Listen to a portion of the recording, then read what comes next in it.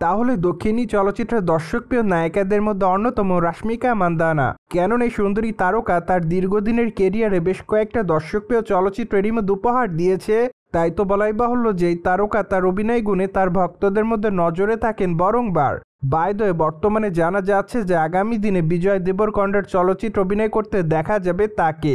তাছাড়া তাদের আসন্ন চলচ্চিত্রটি নির্মাণের দায়িত্বে থাকবে নির্মাতা রাহুল সাংস্কৃতিয়ান।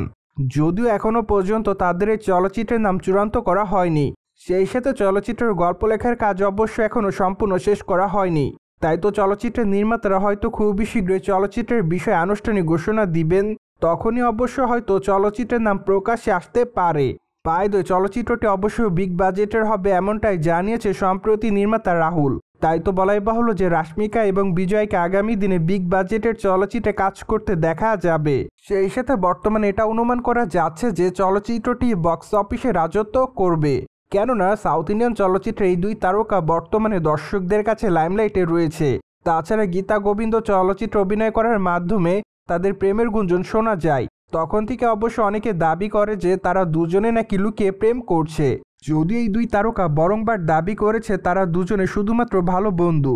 তাই তো সামাজিক যোগাযোগ মাধ্যমে তাদেরকে ঘিরে যে জল্পনা তৈরি হয়েছে তা সম্পূর্ণ গুঞ্জন বলে দাবি করেছেন এই দুই তারকা। অন্যদিকে রাশ্মিকা মান্দানাকে সর্বশেষ সালমান খানের চলচ্চিত্রে অভিনয় করতে দেখা যায়। যদিও সেকেন্দার চলচ্চিত্রটি অবশ্য দর্শকদের কাছে সেভাবে দর্শকপ্রিয়তা অর্জন করতে পারেনি, কেননা চলচ্চিত্রের গল্পটি দর্শকদের কাছে নজর কাটতে পারেনি।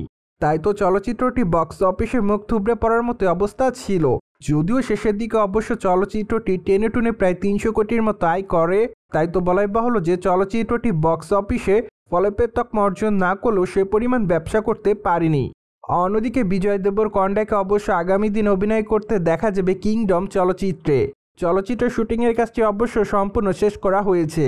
তাছাড়া চলচ্চিত্রটি 30 মে মুক্তি দেওয়া হবে এমনটাই জানা যায়। তাই তো আপাতত চলচ্চিত্রের প্রমোশনালের কাজের দিকে মনোযোগ দিয়েছেই তারকা। সো ভিউয়ার্স, জেনে তো নিলেন আগামী দিনে নির্মাতা রাহুলের চলচ্চিত্র অভিনয় করতে দেখা যাবে বিজয় দেবরকোন্ডা এবং রাশ্মিকা মান্দানাকে। আর এই বিষয়টি নিয়ে আপনি কি বলতে চাচ্ছেন তা অবশ্যই কমেন্ট বক্সে জানিয়ে দিন।